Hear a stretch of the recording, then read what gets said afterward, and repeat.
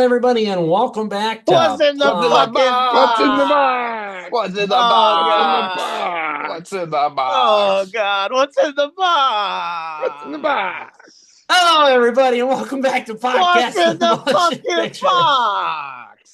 So, this last week we watched a movie called Seven. If you've never heard of it, there is Bradley Pitt, there's Morgan Freeman, Gwyneth Paltrow, and a box of all sorts of things. So, for those of you that haven't seen it, go watch it. We'll wait. And then we'll get going again. Now, you've seen it. Okay. If you haven't seen it yet, I don't know what you're doing here. Anyway, it's a movie. It's about a crime case. Morgan Freeman, his character Somerset's trying to retire. Bradley Pitt's trying to get into this city, New York's detective work. His name's Mills, and they're learning to work together on this case while they're trying to get through it. Anyway, any thoughts on this movie in a big way? I It's will say wet. it's very wet a movie. Why is it so wet? Yeah. Well, Reed, I think it's because of the rain. Yeah, Yeah. Yeah. might be because of Mm-hmm. the rain. I forgot Mm-hmm. Rain. how wet it was. Did Also, any I don't. Is it explicitly? I thought it's never mentioned what city it is. I thought it like Correct. exists as its Yeah, own. Like thank I you. know they shot it in New York, but Thank you. We were watching it the other night and I thought to myself, what is this? New York? Is this Seattle? And then everybody said this is New York. So I went along for the ride there and thought it was New York. But thanks for bringing me back to the reality that there is no reality. It is Wow. very New York. It's wet like Seattle. Um, what was I gonna say? Had anybody noticed a pattern in the rain? No, I only No. noticed the rain, which Yeah, I liked because I liked the rain. I like to think that it's only really ever rainy when like bad things are happening or to add to that there's trouble, as easy as a thing as that is. Because I mean, there's times when it's not raining, and that seems to be the calmer times. Like anyway, not that there's a ton of calm times in this movie. Anyway, a big moment towards the end when they're heading out to go to the box.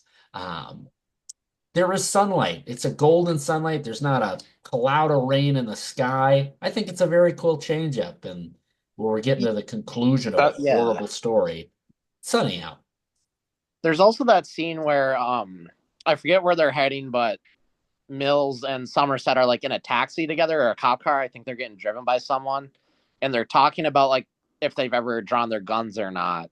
Yeah. And Brad Pitt can't remember the guy's name that he saw like die or whatever. That scene also has like a lot of light in it, Yeah. which is weird because that's not like a happy subject either. But I just noticed that too. The amount of rain and dreariness makes the sunlight much more, See, you know. and I would say I don't even remember it being sunny. I remember it being not raining. It's still a little bit of an overcast. And to me there's this pattern, and I'd have to pay better attention next time. There's a pattern of when they're hot on a case, the rain dies down a little bit. But when they're not sure where they're going or they don't know really what's going on, it's raining hard. I I do don't love know. that part of it though. Like not every movie is like super rainy, It's you wet. know? It's hard. They say Yeah. it's I don't hard know. to wet in movies. Yeah. I don't know. I always feel like the rain in this movie makes it feel more. What's the word I'm looking for? Grounded. It feels Yeah. like it's act like it is outrageous. Like the killings in this movie are surreal. Like Yeah. you look at this and you're like, oh, this never like this so like not artistic, but like it's a film. It's a film murder. It's film Yeah. murderer. But like the setting and I think the rain helps with it. The city is kind of the tone setter, and by having the rain in this grunge, just rainy, wet parts of the city, I don't know, just adds a little aspect of realism where part of your brain goes, maybe these killings could happen because you've come to believe what Yeah. the city's I like. like that. Yeah. The So, movie feels super lived in, like super. mhm. The sets are decorated so well, like They're everything. deep. Yeah, if there's Very life in deep. this movie, but you're Yeah. right, the killings are super like fantastical, and in a different movie would not be so like scary because they're fake. Yeah. There's so many there's so many of the sets where it's like no matter how brief they might be in a place, they fill it up. It's Yeah, loaded with items in there. I think about when they go to John Doe's apartment. They get in there for the first time, and yeah, Mills is running the crime scene, and he's walking around looking at the pictures. Like the focus is Detective Mills, and these pictures hanging up on the ceiling that you can see dangling way up here if you're looking on YouTube here. yeah, Um, in the background filled with things. There's papers. There's just so many things your eyes go to. And it's like, why? You didn't have to do it. It's great that they did, but it really adds to just how much there is with this character. And that's a beautiful thing with this movie. Um, Earlier this week at my job, I was teaching about 80s movies, the beauty of it. I was very particularly going over a lot of Steven Spielberg stuff. Anyway, one of the things that we went over was just this way that they masterfully began to put together blockbuster movies. It's just this such a coalition of everybody doing 100% in their job. Nobody was taking it easy. Sets were beautiful. Costumes meant something. The actors were right. The lighting was magnifique. This movie was like essentially, I felt like he looked at Steven Spielberg's 80s movies and was like, you're a toddler. Here's that same thing, but really disturbing now. And that's what we got. We got like a cruel version of a yeah. blockbuster. I agree, and I like that point. Yeah. Something I liked about set design as well. There's so many, we talked about it's a well lived in city type of a deal. There's so many places they go to that are so needlessly disgusting. Like, like even Brad Pitt and Gwyneth Paltrow's apartment, it reminded me of our house in Duluth. It was so gross. The subway rattling every what Yeah, 10 minutes or whatever. Yeah. I yeah, think of when they find the sloth victim and those like car air fresheners are just hanging Hmm. yeah, everywhere. That's so cool. yeah. So many things that just build upon itself and make there more to be had. Um, I think about in the police precinct.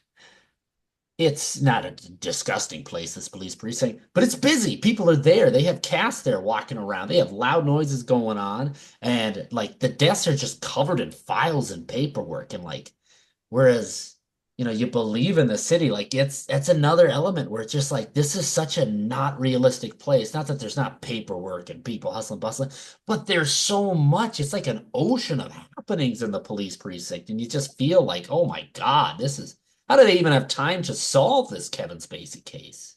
Yeah. Yeah. I have a question here.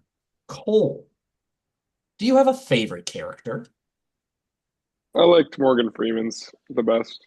Somerset? Um, yep, I like Somerset a lot. He's just he's old, he's weathered, he's kind of beaten down, but he's like good and he's honest too. And we spend the most time with him, it seems, out of all the characters in the film. So I just came to really like him as the kind of the protagonist. And um I thought it was kind of fun the way he was like, even though he was retiring, he still kind of he had a curiosity in the case and he wanted to help out Brad Pitt even when he was moving into his office. So I like those details.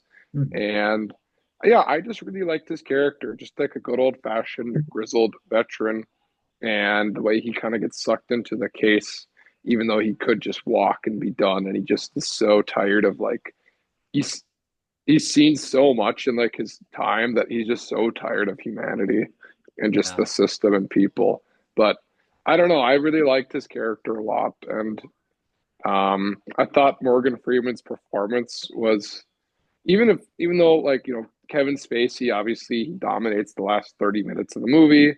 He he probably gets the most talked about. I thought Morgan Freeman's was probably the strongest in my opinion too. I Mhm. liked the way he was directed and the way he kind of slowly delivers his lines.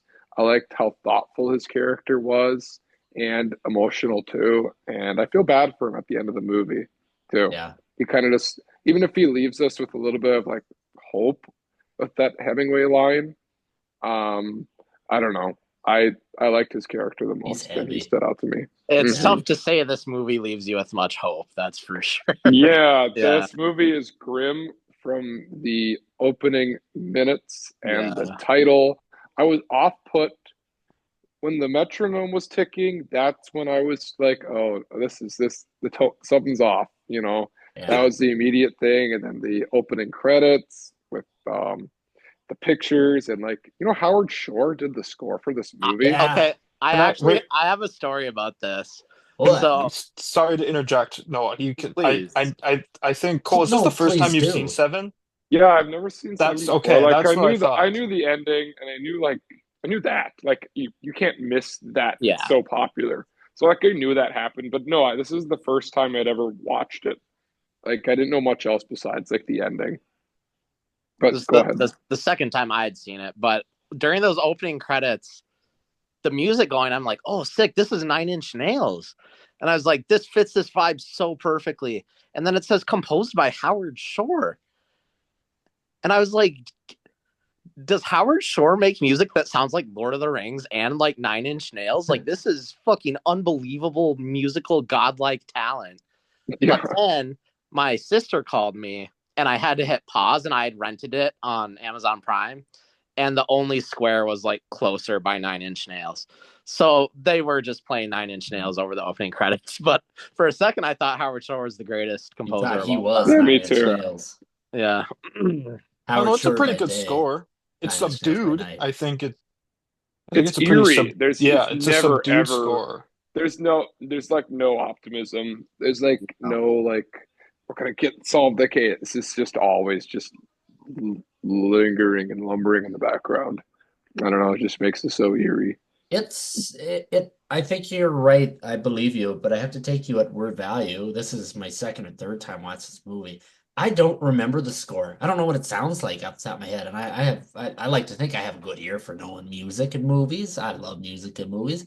It doesn't hit me like, and I think it's good to do that. It's right to do that. You're not supposed to pick up on it in certain movies, so it's good like that. And Howard Shore can do no wrong. Um, I wanted to say more about Somerset, even though I Yeah. feel like I could comfortably do 3 episodes worth on this character. Yeah. Not just character, but Morgan Freeman as well. I am maybe coming off the hype, but just haven't seen this movie the other day.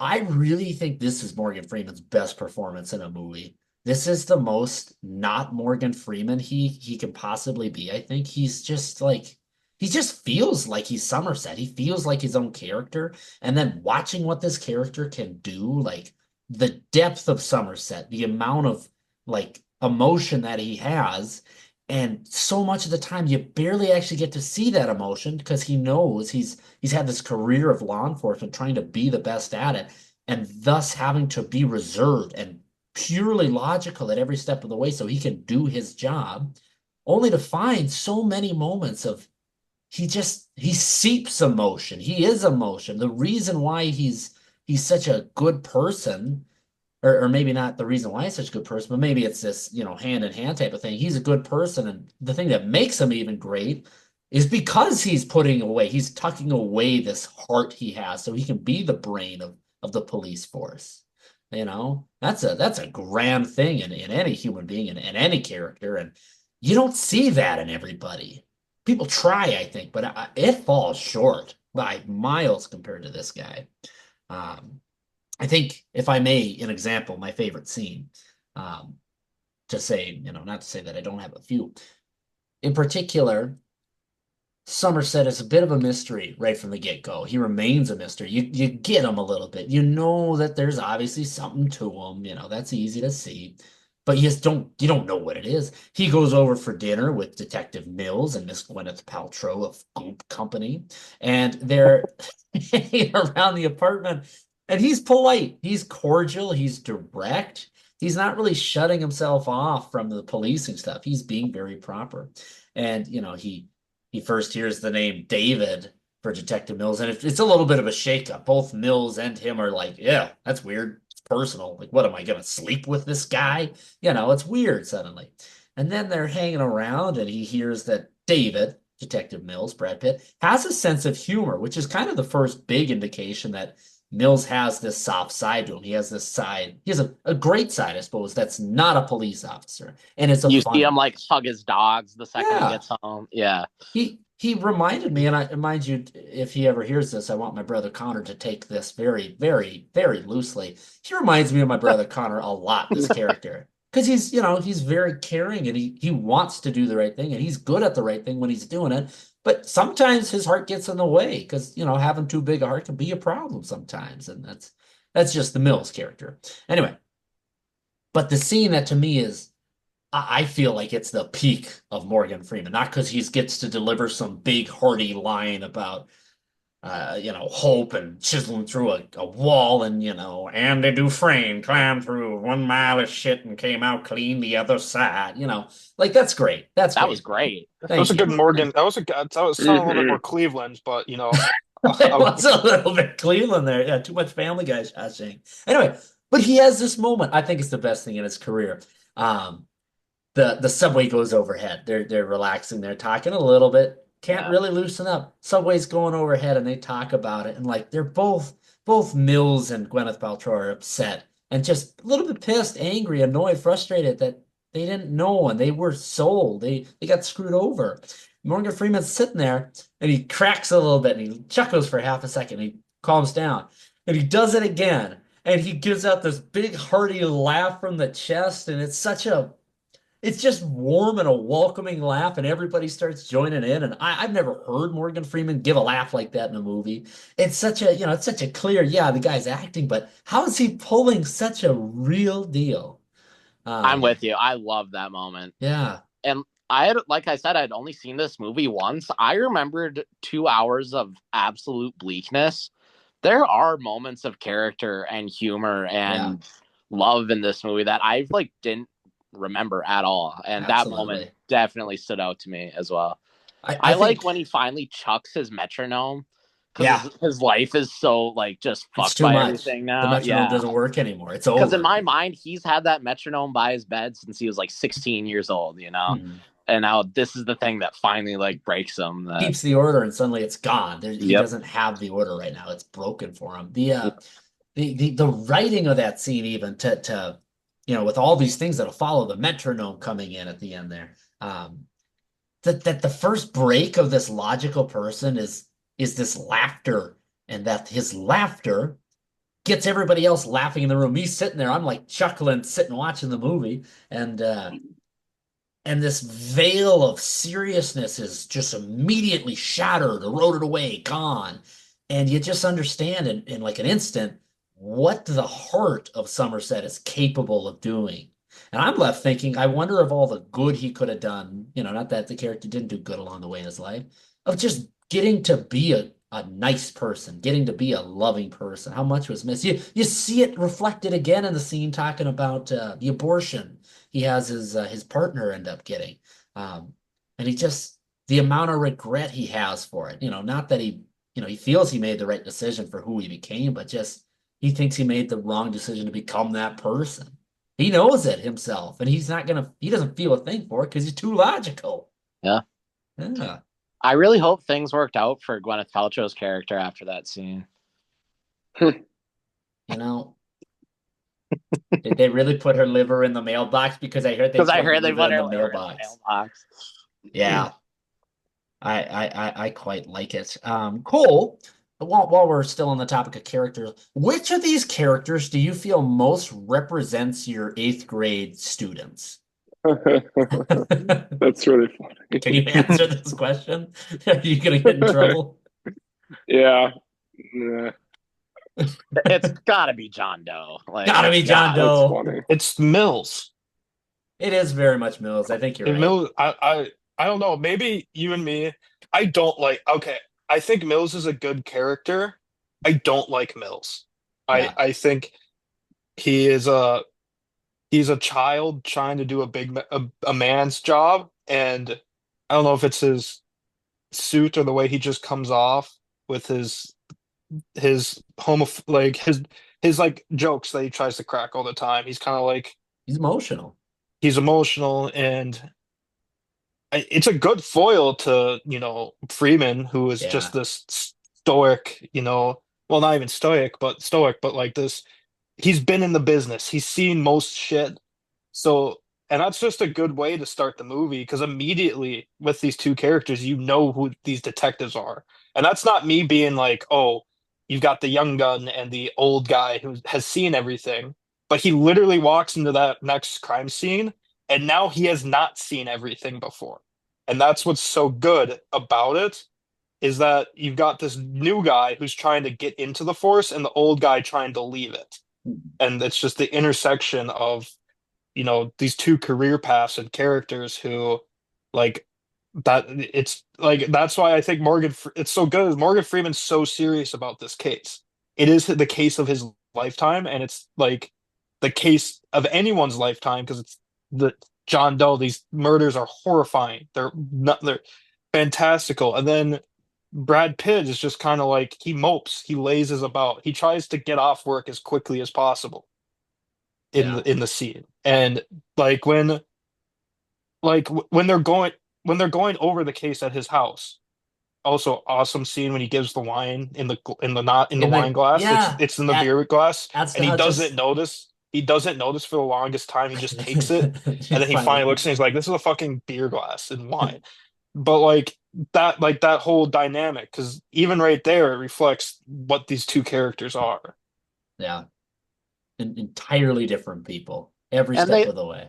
they are like archetypal characters a little bit, the young hotshot and the old seasoned guy, but Hmm. Yeah. man, do they give them so much Yeah. personality that I just never think that like, oh, I've seen this before. I've Yep. never seen this shit before. The Like, screenplay is just so clever. Mhm. yeah, Yeah. And I think that's why the opening is so good, is that yeah, when that first crime scene, because it does come off as these are just two archetypal characters, the young gun and Morgan it Freeman does at first. Yep. is just going to be Morgan Freeman, and then the first case happens, and you're like, oh fuck. Yeah. Yeah, it's I feel like a lot of the times they take those two things and they just shove it down your throat as much as they can. These two do not get along. And, that's a great trope. I do like that. Everybody likes conflict. But in this one, there's like not a giant conflict between the two of them and their actions. Oh, It's just, they just don't click is the beginning and end of the problem for them. Yeah, I think one of the best bits of that is, there's not a ton of great ones along the way. They're sitting on the couch waiting for that fingerprint to come back from the lab. And they're sitting on the couch. They're trying to get some sleep. And Brad Pitt talks about, this is the break in the case. Now we're going to get him. And Morgan Freeman starts talking about, all this career. What is it for? We're going to crime scenes, bagging up evidence, filing it away, and making less of a mess. And like that's it for him. That's what his life's work has been of just filing away the problems, not so they're solved, but so it's neater. So there's just a little more to it. I love it, and that's just this hopeful, optimistic, full of life person, and this guy who's seen life and just has nothing left for it. He's tired of it and wants to be gone. Um, yeah, I think we could do like a whole mini series talking about these two together. Every yeah. single conversation with the both of them is just like genius. I think even more is you get so many shots of the two of them together working out problems. One of my favorite ones in the whole movie, I'm sure you guys saw it and were like, oh, that's great. That's cool. I like that. Is they do the interrogation scene between after the Lust murder happens and Freeman's, interrogating one guy. Brad Pitt's in the other room interrogating the other guy, and they get done with it. And they're both sitting in those rooms just by themselves, separate rooms, and you get this camera, this panning over from one side to the other, going from Freeman's room where he's just, he's lost to Pitt's room where he's also lost. And just like it's one I feel the only part of the movie where these two are so much in the same scene together, but they get an actual moment to themselves, and you get to see like they're both, no, regardless of emotion and logic, they're both in the same boat. They're both feeling the same thing. Yeah. Yeah. God, it's great. Screenplay, fantastic. Good work to them. Although I honestly, this is a film that the screenplay is one of the best screenplays ever written. I truly do believe that. I think what lends this film is again the set design. I don't think this film could have worked if anyone else was working on the sets and and picking the locations and the overall feel and of this movie. Yeah. Like the city is so believable and so lived in and so just disgusting. You don't want to live in the city. The city makes everyone bad, and that's just the feeling you get. And that's what I take away from like the police precinct being so busy, is that city, this city is not like Yeah, it's not it's a safe. it's a horrible, horrible place. But yeah, I don't know. That's how I feel about it. But can we talk about the murders? I Yeah, feel we like can talk it's about hard to whatever we not talk want. about. No, talk about whatever you I want. People, I want to there's say spoilers in these episodes. I'm sure everybody's starting to realize it by now. These are full in-depth conversations about one particular movie. If you haven't seen the movie Seven and you're like, should I watch the movie Seven? Go watch the movie Seven. Don't come here ever. You go watch that thing first. Anyway, go on, Jack. Sorry, I just had to advocate for I want Seven. to say that on this, I don't know what you guys have, not favorites per se. The most disgusting murders in this film. Lust is a close second. Gluttony, fucking, I hate gluttony. Gluttony freaks me out every time I watch this. The idea of just eating yourself to death, because we're all experienced Chinese buffeters. We've been there. We've eaten to the point Yeah. of where you're like, I can't eat anymore. Where's And just Kevin thinking, Spacey? and then thinking about just that, uh, it's just not. Yeah. But I don't like any of the murders in this movie, Mhm. but no. we should call out the sloth one too. Hmm. Just the totally emaciated. Yeah. I mean, you it's so obvious like that's a dead body, and then when it fucking coughs, I'm like the heart stops scared when that thing coughs. I forgot that happened too. That scared the shit out of me last night. So yeah. Yeah, I would definitely have to agree with. To me, I think well, the gluttony is a gross looking deal, and it's just it's dehumanizing the situation the body's left in. The sloth thing, that is freaky. That Ugh. is horrible. You could write a short story just on that. Like, Yeah. uh, I just, This is yeah, yeah. this Sorry. is one of the creepiest movies I've seen. Like Yeah. Oh, it in terms of the tone and the production, just like like the kills. I have never finished a movie feeling like it's been a while since I've been more unnerved by a film and just left Yeah. feeling so bleak you at just the want to end go of take the a film. shower. Like that's It's just yeah. I told It's a scary film. It's scary. It's it gross and it's is. creepy and it's scary. I told a friend at work that I watched it last night, and he was like, I watched that movie when I was like 13, and it like ruined the next like month of my life. Like he saw it too young, and it like traumatized him. So yeah, this is a very, very unsettling movie to watch.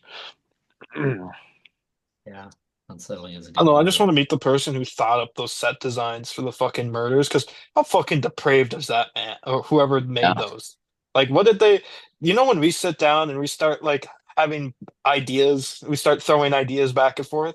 Yeah. I don't want to be in that room when they're like, "How do we design sloth? How How do we many do other this? ideas did they have? Like before they were like, yep, this is the one. We've This got is it the one." now. The seat height. Now Or you have it.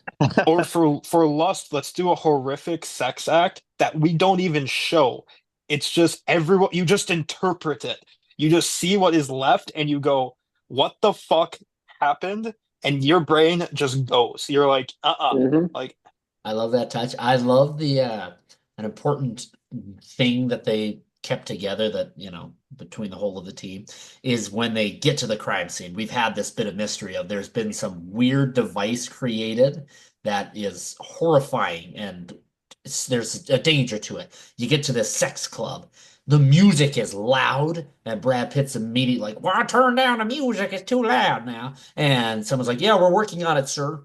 And I think it's very important that's left in because we as the audience just it adds to this understanding of what could have been happening in the moment that we're not even allowed to see. It's too graphic. Nowadays, they'd show it and they'd be like, people are gonna love this. People want to actually watch it happen. Anyway, that's Jay Baruchel for you. Anyway, I think it's an important. It adds to this just air of, oh my God, this nonstop climbing the roller coaster of your imagination, firing on all pistons. Um, yeah. Noah, I had a question on here for you. All right. For no, I'm just singling you out. What do you think Gwyneth Paltrow is utilized in this movie very well? Um, I don't like Gwyneth Paltrow, but yes, I think she's meant. I think I read a quote like she's the only sunshine in the film, and I think she does that well. I do think I emotionally resonate with her. Like I do. I feel terrible, obviously, when the finale plays out. But I don't know if this is like the if you look at Whiplash talking about Nicole's character in that movie too. She's almost more of a a plot device than a character in some sense, maybe. But I don't know. I think she adds a lot to it, and just mentioning like all the smaller actors in this movie that bring it to life. Like John C. McGinley from Scrubs is in this as a cop, Yeah. and he's great. And Richard Schiff from The West Wing is the lawyer at the end, and he brings something to the 2 minutes he has on screen. And we can talk about the guy that was forced to like commit the Lust murder too. Like his telling Yeah. his story again. It's 2 minutes of screen time, and it's great. So it's not like is it Tracy, the wife's name? Yeah. It's not like she's a bad character or nothing. Like I think she brings a lot to it with the screen time she has. It's just I do have a personal bias against the person Gwyneth Paltrow, and so it's hard for me to like her too much, you know. But yeah, Yeah. I hear you. I feel like a lot of actors do a really good job of acting, and it's not too often. Nowadays, it's becoming a problem. This thing of where actors separating themselves from their real life person. I feel like nowadays we have a big problem where a lot of celebrities just leak into the movie and it kind of takes you out of it. And you're like, oh, it's Dwayne The Rock Johnson in this movie, or hey, it's John Mulaney doing a voice, and you can't get away from it. Anyway, yeah, Paltrow in this movie, I think she does a good job of being her own character. I don't know what it is about her. Maybe it's because it's an older movie and maybe it's her hair is something different. But she doesn't seem like herself in this movie to me, and I feel very removed from my dislike for her nowadays. I'll also say she has something for me that something similar to what Kate Blanchett has, where like not the just Galadriel thing, but where it's just that they command a certain amount of respect, and like you don't see them like anybody else. In the same way, I suppose. I don't know who's an example here I could do. I guess maybe like Harrison Ford, where it's just like you don't see them in the same light as an ordinary person, and that could be a problem sometimes. In this movie, she does a good job at just being another person, which that's a talent. That's a talent to do that, especially as you're famous. Anyway, I wanted to bring up one flaw for me in the screenwriting. I have two flaws of the storyline and the screenwriting. Um, Gwyneth Paltrow's character is great. I think why I always walk away from this movie thinking lesser of the role itself, I don't even want to knock her performance, is the utilization of her character in that you get to the third act. She hasn't been in it in a while. We get this storyline about she's pregnant and she drops off the face of the earth. She's just gone. yep.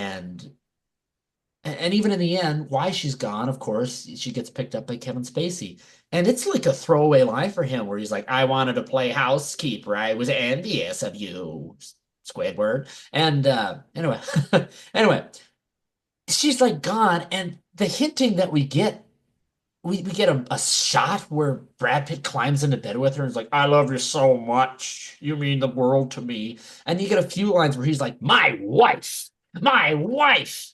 And Those then lines aren't good. Those lines no, are heavy-handed foreshadowing. If you yeah, they're ask me. very much to just Yeah. remind the audience she exists. Yep. Should never have happened. It should have hit us like a truck that she was touchable. She should have been shown in full and in a situation where there's no way anything can happen to her. And it's a letdown part of the movie. It's the one thing where I would say this is not a perfect movie to me. It's a letdown. It's the only way I'm gonna to be able to say that. I'm upset with it. Disappointed. And David Fincher. Yeah, Not that. and you're not saying you want to see the scene where Kevin Spacey's No, there. You no. just do want to see a little more of her, and I agree with that. Yeah, like I want to have spent that whole movie with Morgan Freeman and Brad Pitt, and where so much of it is dedicated to the both of them. By the end of it, it's very easy to be logical and to say to yourself, "Don't give in, Brad Pitt." I really think the thing that could have escalated this to this is one of the best movies ever made is you get to that moment and you say to yourself, I don't know who I'm siding with. I want him to be logical, but Kevin Spacey deserves to get shot in the head right now. It's over. He was wrong to do that to Gwenny PP. She should still be alive. And you don't get that because she misses out on the third act and we don't see her anymore. Yeah. Um, That was a good answer from you, by the way. Anyway, does anybody have anything in like particular that they just have sitting inside themselves that like needs to come out, like 7 murders based around a very specific type of a religion? Even secular No. comments. I take a secular comment. No religion needed. Oh, the other thing I will say, shoot, I'm forgetting already. I had one other thing in this movie that like takes the legs out, but this one's a lot more minor. Oh, the act, I will say, of having killed Gwyneth Paltrow in this movie. It is wrong for Kevin Spacey's character. It is very wrong that he killed her. It is such a stupid part of the movie. It is like everything makes sense to me except for that. He talks in that bit of a manuscript in the old science composition notebook Morgan Freeman reads out about how he tries to talk to somebody and he throws up on them. I'm standing here until I've realized I've thrown up all over them on the subway. And just this detached person that cannot function without the purpose. The reason why Kevin Spacey, John Doe, is able to get a move on, do these acts, fit in society, play the part, is because he's playing a part. He's not just Kevin Spacey. He is acting on this thing. And so his thing is, at the end, he's talking to Morgan Freeman, Brad Pitt about how bad people are. There's thieves out there. There's murderers out there. To which Brad Pitt looks at him and says, "You're a murderer. You've been doing murders this whole time." But to Kevin Spacey, it doesn't click like that. He's doing God's work. And he's doing the 7 deadly sin murders. Gwyneth Paltrow does not fit in that. She's just another murderer. She doesn't belong to it. She's Well, she's not. envy. She's not envy. I learned this last night, actually. I had my fellow audience members point this out to me. We can take it that way. She's not envy. He is envy. Yeah, he changes his plan Oh, because son he's of a gun. envious. How many times? I just had it broken again to me. I try to map this out in my mind. Not you, me. I'm the problem here. Try to map this out in my mind. The other people I was watching it with explained it to me, and they did a good job. I don't know why this I missed it on the first time when I saw it when I was like 15. I missed it like 5 years ago when I watched it. I missed it last night. I always put Brad Pitt in as one of the things. He's not one of the things. This is not a flaw in the movie. Brad Pitt's not the problem. He kills him because Kevin Spacey's envy. The murder of Gwyneth Paltrow is wrath, not just the actions of Brad Pitt. Sorry, guys. What a moronic idiot. You I think following? Oh no, it's because I always took it as because Kevin Spacey goes away from his initial plan. Like the Gwyneth yeah, Paltrow murder Mhm. was not planned. He changes his plan, because and then they're he onto him, murders. and he says that I have to He speed things says that, along. but Yeah, I always took it as is that Kevin Spacey himself is envious because of the normalcy that Gwyneth Paltrow lives. yeah. It's she That's what he he says. Yeah, It's what he says, yeah. But it's not it's weird because it's envy, but what is he envious of a normal exactly? life. He's But envious is he of Brad actually Pitt normal? Is he He's envious of actually Brad Pitt, dude. He wants a normal life, but he can't have. He's not like envious, like, oh, I want that nice apartment with somebody. He's envious of they're able to just be people, and I can't be a person. And that's the drive for him, is he's not human. He's psycho. And he And he doesn't want to I be. selects yeah, Brad but Pitt because I he would said he say was that, fond of him. Remember that? Said he but was like most yeah, fond of Brad Pitt and Mills, especially because Yeah. they were able to get him. He admires him, he keeps saying. He's but Yeah, insistent he because admires him. I don't know, maybe I'm looking at it too deeply because John Doe is an alias for a human, not a belief or symbolic thing. It's an actual person. So that's where I was kind of like, is he really envious because he's not a normal person? Or is it because he's the most insane person in the room that he's not actually sane? He is a psychopath. I'm not saying he's sane. No, you're But just yeah. like what I'm trying to like, is he the personification in Fincher's eyes of humanity as its most boiled down human, the alias, the John Doe? Yeah. Is Is he is the most Kevin plain Spacey, way it can be yeah, put, the most is basic he way it can be put is he the most John Doe of of human the bel John Does? yeah. Well, and Also, this movie doesn't work if you don't. I'm not going to say agree with him, but that, I mean, it's a however long sequence when they're heading out to find the body. Like, that exchange is unbelievable. Like, there's so much dread, and like, mhm, it's obviously you don't agree with the guy. Obviously, he has some mental issues, but this movie doesn't work if he's not raising interesting points that both Somerset and Mills feel are worth, like, talking to him. Like, why Yeah. did you do this? Yeah. He's right about it, but in the same way of like, in a, we're not going to get into this, but in American politics, like, you have to stand up for your civil liberties. And, you're right to go against the grain sometimes. You're right to argue with the federal government. It doesn't mean you go do a January 6th and you have a whole insurrection. You go storm the Capitol, which is what Kevin Spacey does in this movie. You don't do that. No. And yeah, and that's what the movie's about, isn't it? Like, Yeah. having compassion in the face of utter apathy and darkness. Yeah, so that's what it's Mhm. about. I feel mhm, like while of course a big difference between Somerset and Mills, the pairing of them and Kevin Spacey's is they're good and he's evil if you didn't catch that little bit of the movie. I think an important thing is to me, he's like the combination of he's emotional, not in a perfect way, but he's emotional about he has a passion for these things and that overrides things at times. But he's also logical in the way he does these things. Very obviously, he's well planned out. He's very astute, and I think that's a combination of the two of them, not this perfect mirror between the detectives and Mr. John Doe. But I think there's a reflection, there's parallels to be had there. Um, anyway, did we? What's our consensus? Anyway, I was going to ask the consensus on who's murdering who counts as what kills, but I think we did. I think we got it. I wanted to bring up. wait, what do you mean? Well, we talked about between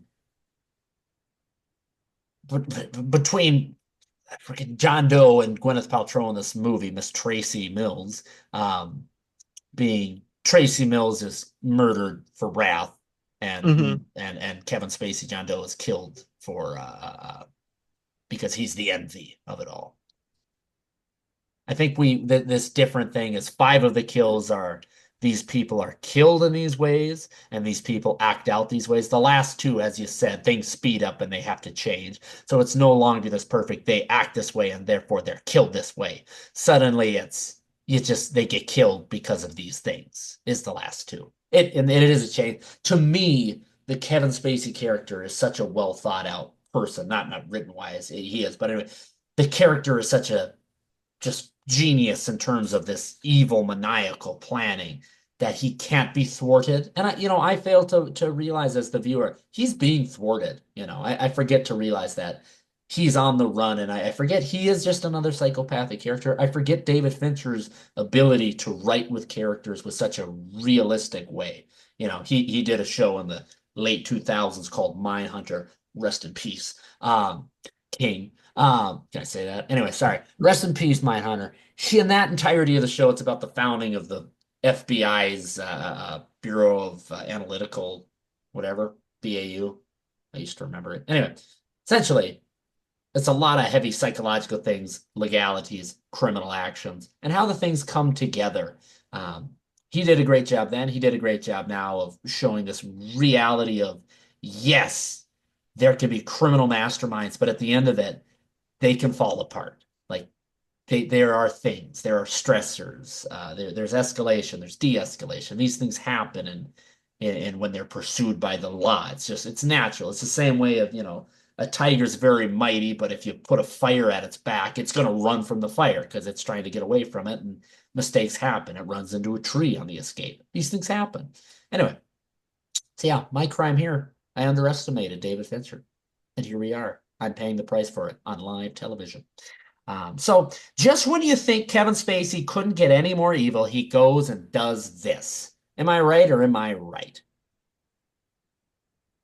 It's what the how could he just not like be a normal dude? Because holy fuck, Kevin Spacey acts the shit out of any role he's in. Yeah, And he it's I just does. this I'm glad we're talking about this. I wanted to ask, like, does it matter to you? Does not that it doesn't matter is a bad way to phrase it, but like, are his movies like detracted for you? Like, I kind of find myself staying away from his performances these days. Like, I haven't seen Baby Driver in 7 years. I haven't seen The Usual Suspects in 7 years. Like, to me, I do have that thing where I'm like, oh, I'm gonna stay away from that fucker. But like, also his performance is pretty great. So like, I'm just wondering what you guys think of. I have trouble separating art from artists, and a lot of people don't. So yeah. I I have trouble separating art from artist. Like I said, when it's such a in your face, Jack Black's in a movie, and it's like, okay, that's just Jack Black. That's not a character. You're Yeah. just using Jack Black. In a thing like this, um, I don't struggle. I struggle with the thought of watching this thing and having to sit there and be like, love him or hate him. Kevin Spacey does a really good job in this movie. Like that sucks that I have to say that out loud because he's a piece of shit. Um, and in a movie like this where the act matches the film, not perfectly. He didn't murder seven people, six people. Um, he's a bad guy. His character's a bad guy. I Yeah. think I don't want to say it adds to it, but it dissolves itself for me. And when Yeah. I'm watching him in the movie, I drop it. I don't hold it. I don't think it. I don't feel it, and I keep moving. Gets over. I talk about him now. He's a piece of shit. Same with Mel Gibson. I'll watch Mel Gibson Yeah. movies, not And I'm modern with you on ones. that. Yeah. Yeah, I try not to do well his the mo newer ones. well his modern movies suck. Let's be realistic. He hasn't made a good movie since like 2001. Yeah. Let's just Yeah. be Whoa, whoa, honest. whoa. Science, though, buddy. Science. I And you thought guys Signs saw was Daddy's Home 2001. too, I thought right? it was like 2003, Oh, 2005. 2003 then. Whenever well he acted in Signs. He didn't direct Signs. Yeah.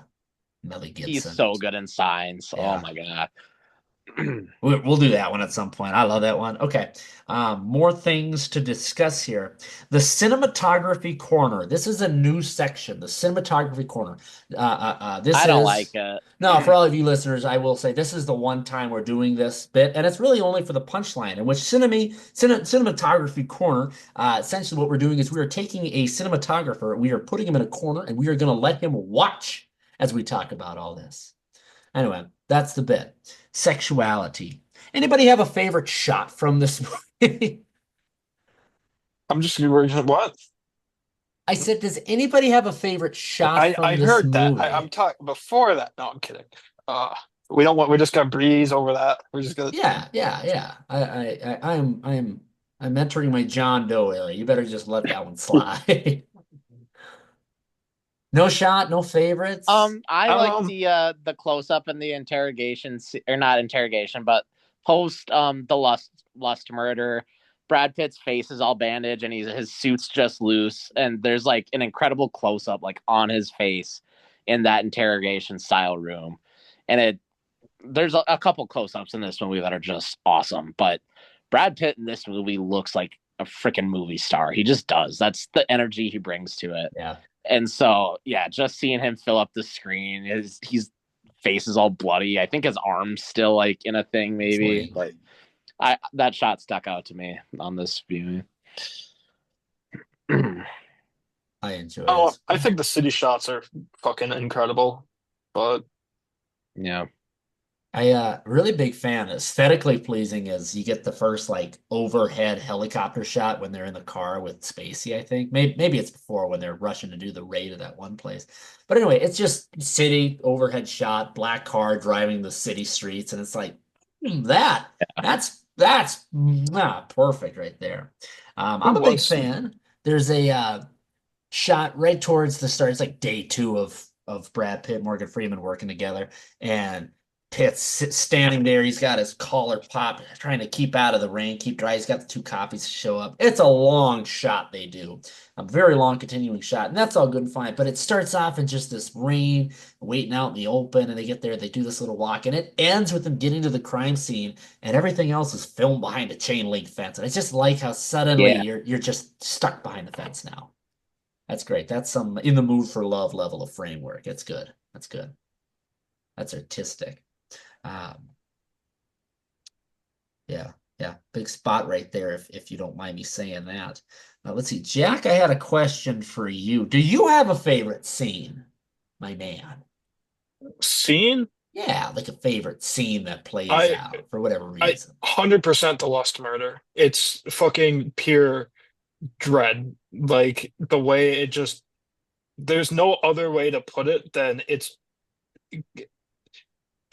perfect in the way that it makes the viewer think because unfortunately it makes you think of the worst thing possible.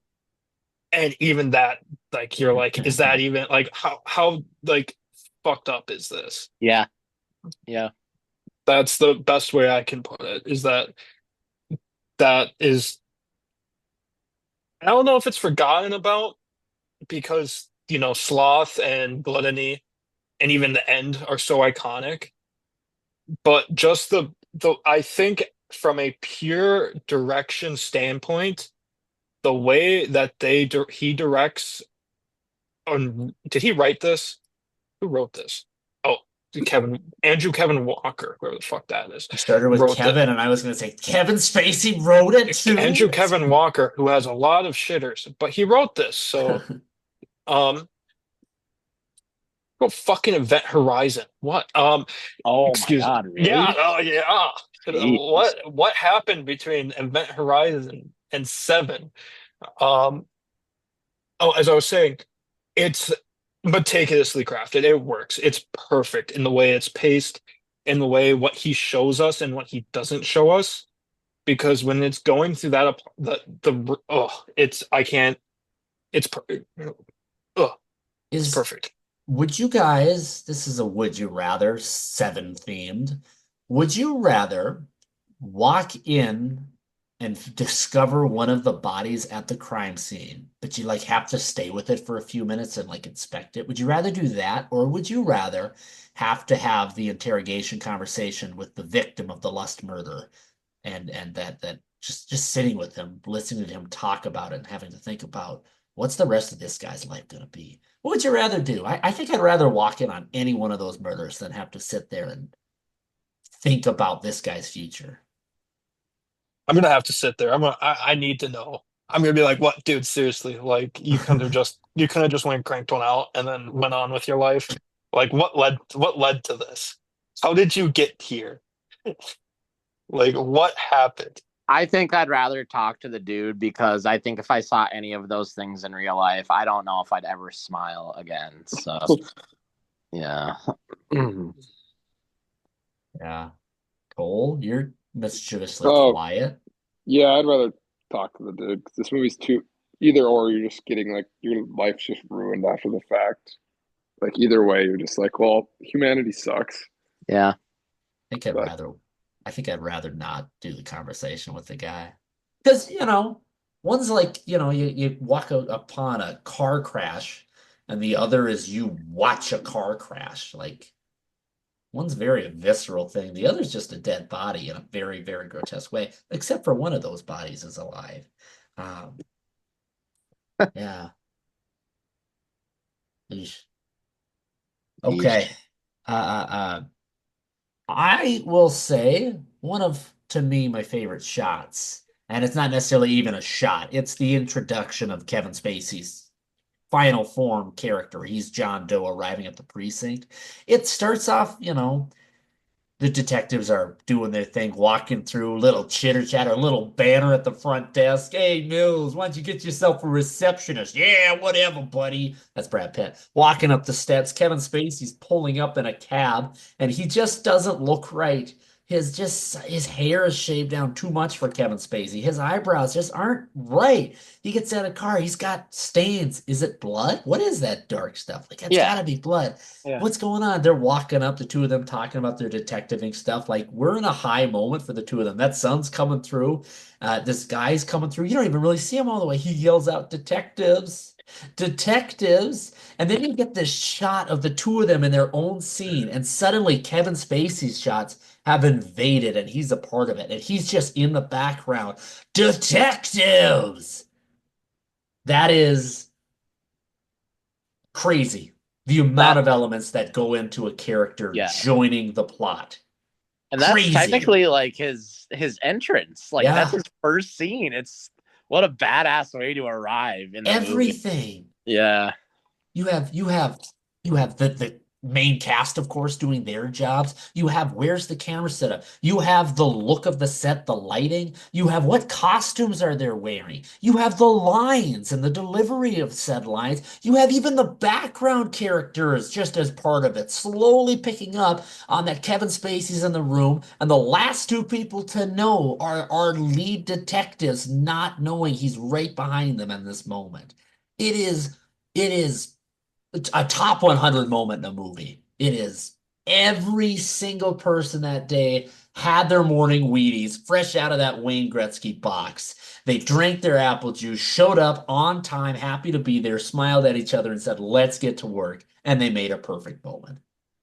And to write a movie where your two lead protagonists, the detectives, get to talk to the guy they've been chasing, just obsessing over for, I don't know, is it only a week? It's not, doesn't feel like very long that they're after this guy. Like a But to week, write a yeah. movie where they get to actually talk to him, not just like share an exchange, not just like have a passing line, but to actually talk and get into the mind of the villain for like 10, 15 minutes is such a smart way to write your movie. And it feels totally earned. It's so cool. It's so cool. He's so cool. So cool. So cool. Nah. That's one of those moments. Just think about that scene. It's I don't want to say it's giving me chills because that's not exactly what I feel. I feel Yeah. it's giving Like you were me saying earlier, Reed, it's like you compare it to like it's a blockbuster. It's like a terrific, well-crafted, smart blockbuster. And those are gone. We don't get those anymore. Like No. an original idea, a strong cast, a great vision.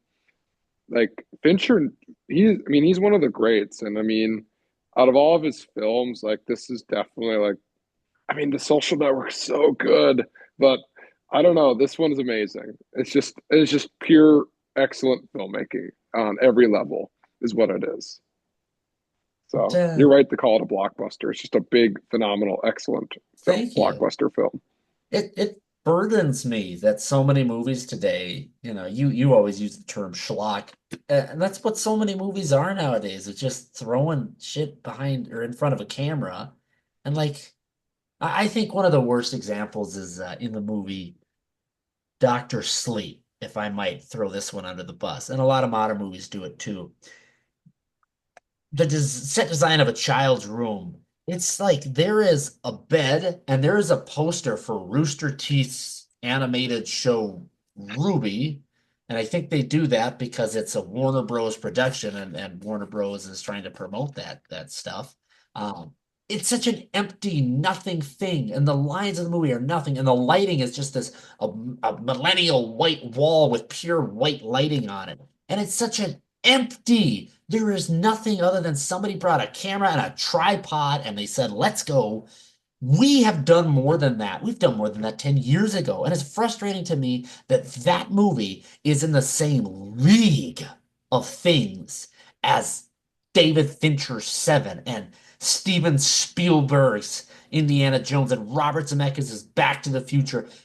Bewildering that people then go to these things. And even nowadays, Marvel's getting away with just throwing the same crap together, nothing. And it's not that you got to have this artistic thing going on, but the lack of corroboration and teamwork. How are you doing that? That wouldn't last at a company. Holy cow. Oh my God. The look of every Marvel movie not directed by James Gunn is indistinguishable from one another. There's just Nothing. like a set cut and dry, like this is what shit should look like now, and it's sad. A lot of movies are trying to replicate this. Just again, I'm not trying to be on a high platform here saying that like you need certain things, but what's the quality in your work? How do you go to bed at because of money? Because you're being paid for it? If you want money, go build sex toys in David Fincher's sex toy shop world in which you murder people. Go do anything other than playing movies. All right? Don't do that. You're almost as bad as Kevin Spacey in this movie. Not Kevin Spacey in real life, but Kevin Spacey in this movie. Big difference. Yeah. This has been a very heated episode, not in arguing ways, but just I feel each of us have had moments where we are passionate about this movie. I love that. It's a very good thing. No, this is my second favorite crime thriller. What's your first favorite? After Chinatown? Memories of Murder. Cole knew you should have known I was going to say that. That one's a good Memories one. of Murder. Bong Joon-ho, South Korean flick. The ending of Perfect. this film made me think of Chinatown. If you guys have ever seen I'm Chinatown, not. Don't spoil True. it. That Yep. is. I have two movies that to me are holy grail movies. It's Chinatown and The Whale. I yeah, almost won't watch them. They hold such a high place in my mind. I will Chinatown is say, worth it. I watched Zodiac like 2 weeks ago just cause Nice. it was the second time I'd seen that too. I like after watching Zodiac, I would have thought for sure I would have that ranked over Seven. And now after watching this and like I think this is better than Zodiac. Like I'm not sure, but damn, David Fincher's good at making stuff. So What's my man's name, the big man? Is it John Carroll Lynch? yes, yep, John Carroll Lynch is a man who I don't know. It's a funny thing because he has such a such a particular look. He's very bald. He's very tall. He's very big. And with that, he doesn't phone it. He's not a goon in his movies ever. He's never a goon of a man. He's always so I I don't know. It's like he knows the emotions and the range that audiences covet. He knows how to fill yeah, those spots. he's great. Yeah. Great he is indeed. I wanted to say, I think we should do Zodiac at some point, actually, because now that you're mentioning it. Zodiac's one of my favorite movies. A little spoiler here, teeny tiny one. I don't know if you two have seen Zodiac. Can you not I spoil it? haven't I've never seen it. seen it. Not I gonna haven't spoil seen it. it. Not gonna spoil it. I just there is a particular scene. I'm not gonna give you any bit of details, but there's just a tension in this scene, and maybe we'll talk about it on Zodiac. There's such a tension in it. It to me, no movie has created tension out of nothing in such a way. There's movies that create tension out of nothing very well. This one, it's such a like you get into this moment where you put yourself in the shoes of this character, and he gets himself into a certain situation, and the whole time you're like, yeah, this is all good, and then like almost like a light switch flicks of Yes, reality. The character notices something's happened. We as the viewer are in that same at least for me. Immediately, I'm like, oh my God, I did it too. I'm with you now. We're both here. Like, no. the realization comes for the character and audience at the exact same Yeah. time. It's insane. Masterful. Yeah. Masterful Yes. thing. Yes, it is. Anyway, we'll do Zodiac at some Have, point. have either of you, has anyone here seen Prisoners by Yeah. Denis? I want to very Okay. much. I hold that Also movie in the phenomenal. same regard as these ones, as like your horrible crime thrillers that Yep. you have to be in a certain mindset to watch these movies. You can't just sit down and go, I'm gonna watch Seven. Yeah. Like realistically, I probably wouldn't have watched Seven for like another 2 years if I Yeah. hadn't had this.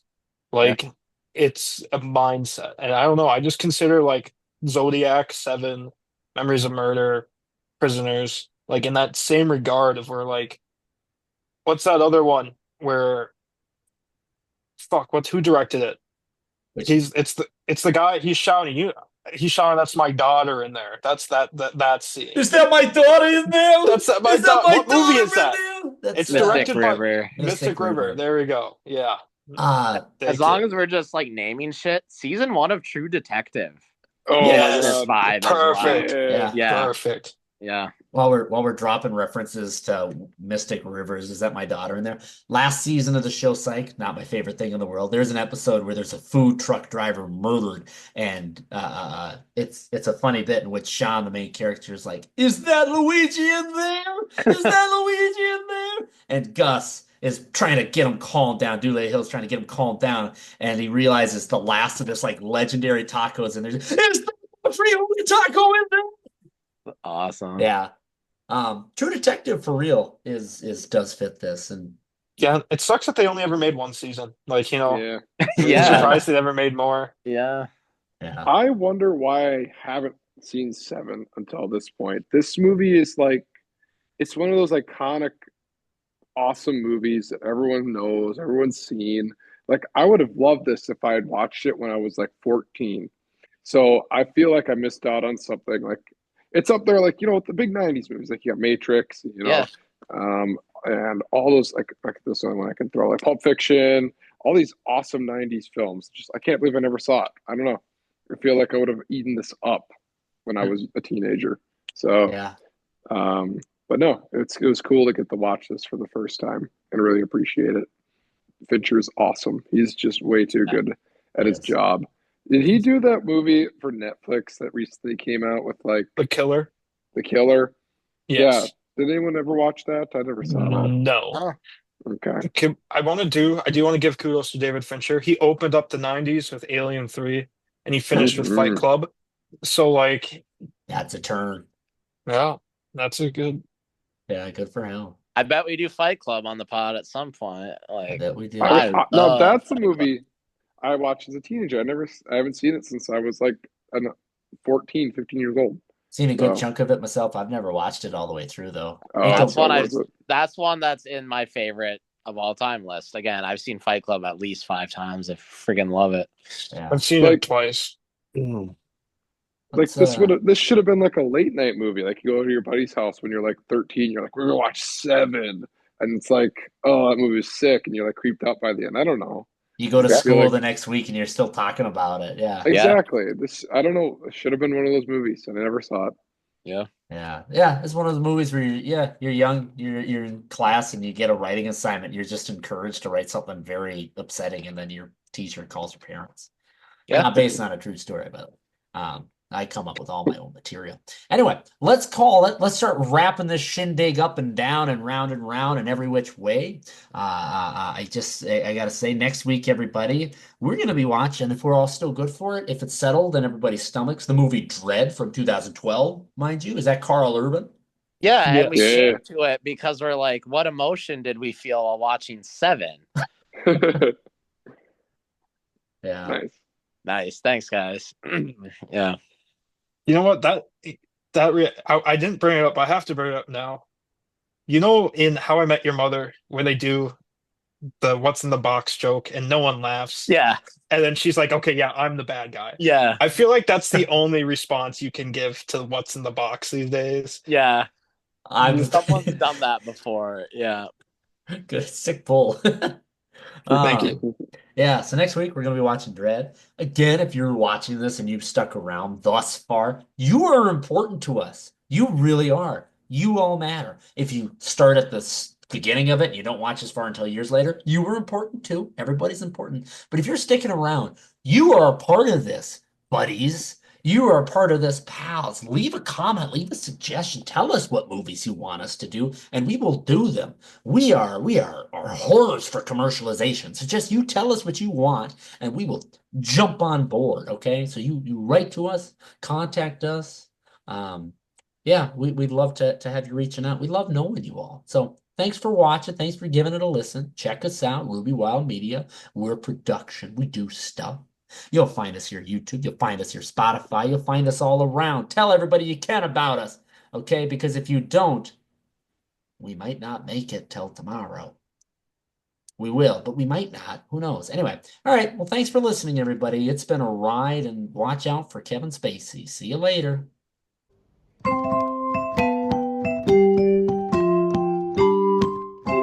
That was a whole episode of the Whole Other Podcast. It's over now. The podcast is done.